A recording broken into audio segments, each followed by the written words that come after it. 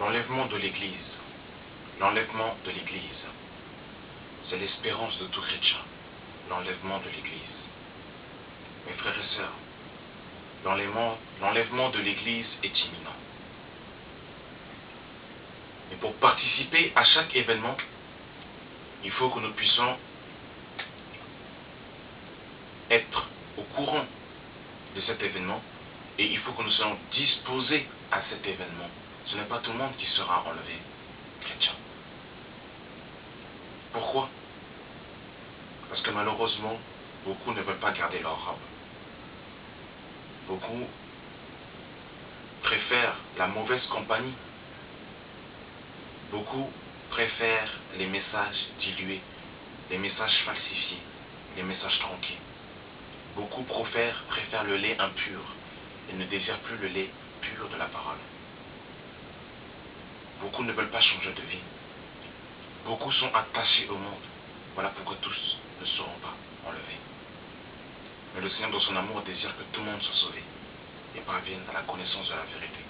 Voilà pourquoi le Seigneur nous appelle encore en ce jour à la repentance, afin que nous soyons disposés à cet grand événement.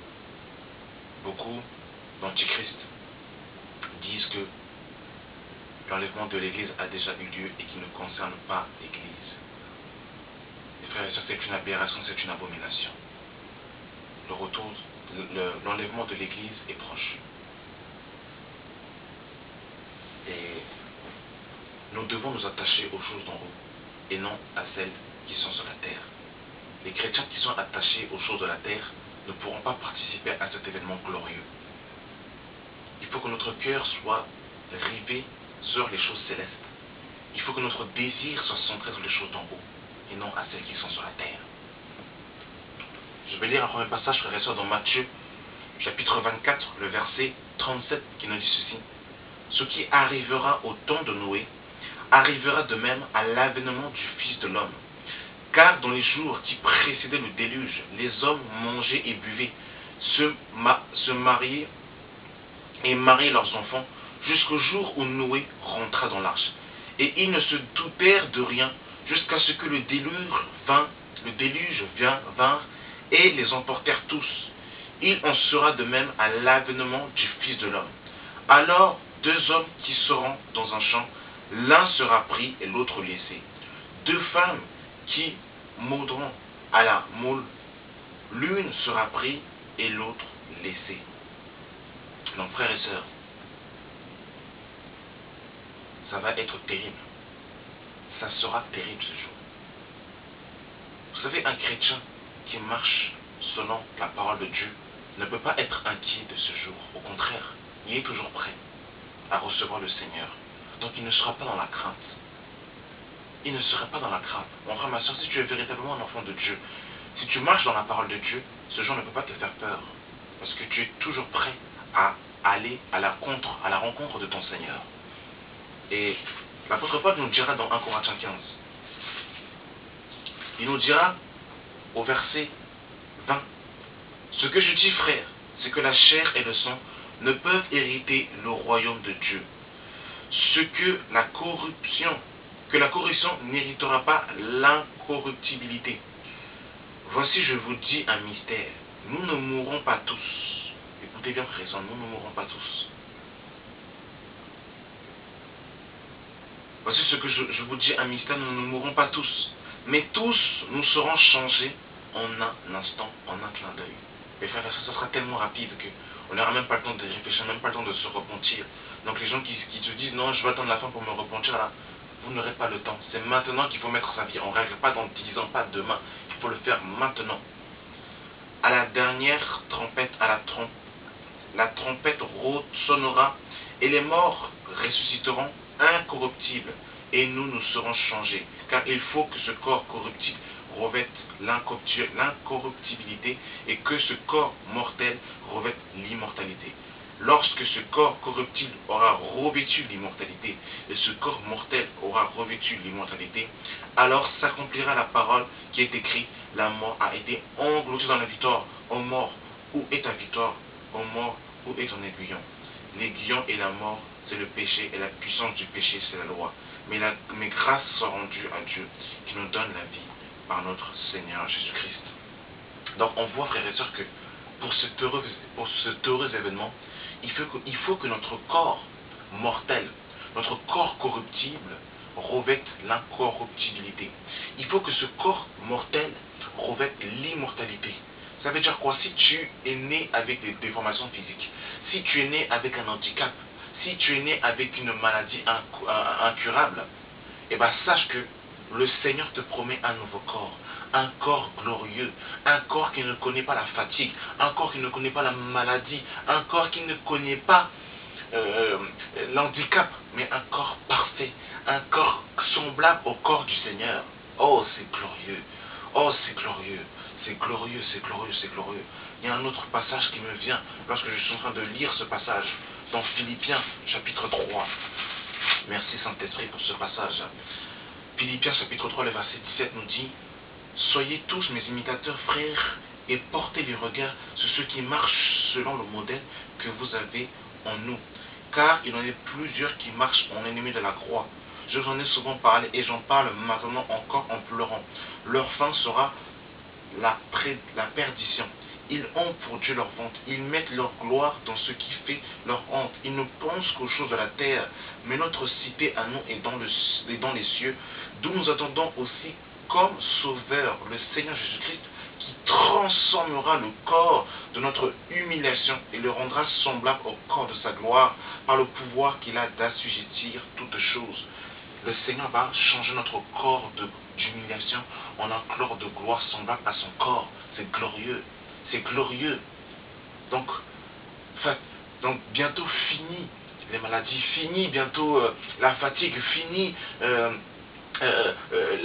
comment dire, ce corps qui vieillit, fini tout ça là.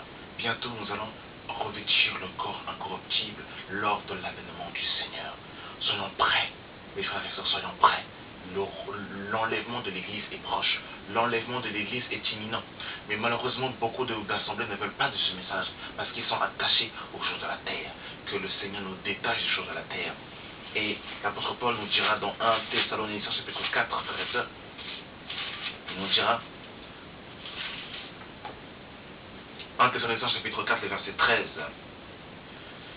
nous ne voulons pas, frères, que vous soyez dans l'ignorance au sujet de ceux qui dorment, afin que vous vous affligez pas comme les autres qui n'ont pas d'espérance. Car si nous croyons que Jésus est mort et qu'il est ressuscité, croyons aussi que Dieu ramènera par Jésus et avec lui ceux qui sont morts. Voici en effet ce que nous vous déclarons d'après la parole du Seigneur. Nous les vivants resterons pour l'avènement du Seigneur. Donc l'apôtre Paul, quand il disait cela, il s'incluait dedans. Donc pour lui, il attendait l'avènement du Seigneur. Pour lui, il pensait que Jésus reviendrait de son vivant. Mais malheureusement, beaucoup de chrétiens disent non, Jésus n'a pas revenir maintenant. C'est terrible. Il dit, nous les vivants, restez pour l'avènement du Seigneur, nous ne devancerons pas ceux qui sont morts. Car le Seigneur lui-même a un signal donné à la voix d'un archange et au son de la trompette de Dieu, descendra du ciel, et les morts en Christ ressusciteront premièrement. Ensuite, nous les vivants qui serons restés, nous serons tous changés, enlevés avec eux dans les nuées à la rencontre du Seigneur dans les airs. Ainsi, nous serons tous avec le Seigneur. Consolez-vous donc les uns les autres par ces paroles. Alors, qu'est-ce qu'il faut comprendre? C'est qu'il y a deux retours du Seigneur. Le premier retour, Jésus ne touche pas le sol. Jésus appelle son église du ciel.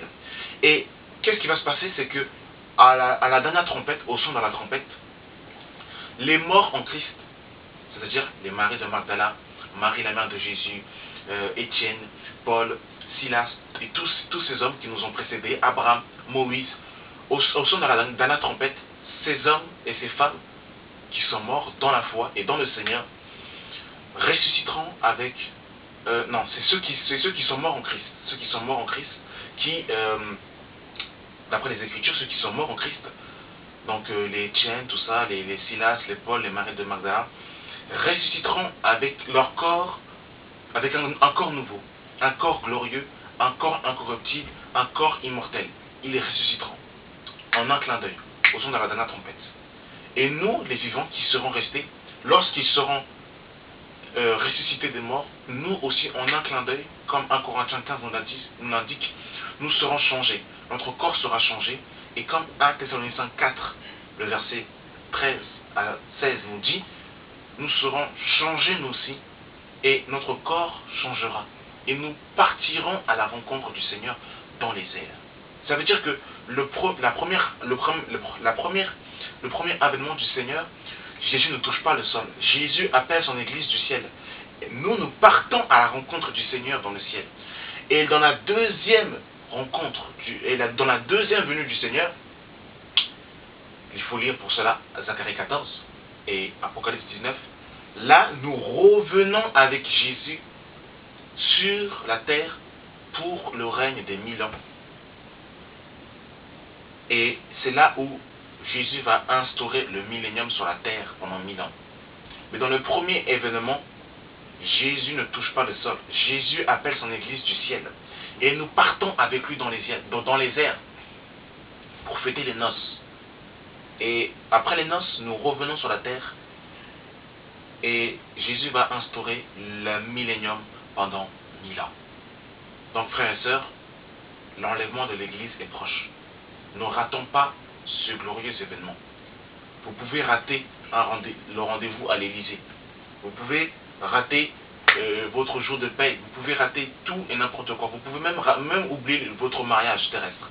Vous pourrez même oublier le jour de la naissance de votre enfant. Mais n'oubliez pas et ne ratez pas l'avènement de l'Église. L'enlèvement de l'Église, ne le ratez pas. Jésus revient bientôt. Soyons prêts, mes frères et sœurs. Merci d'avoir suivi cette vidéo. Que Dieu nous garde et que nous soyons prêts pour cet avènement au nom de Jésus-Christ.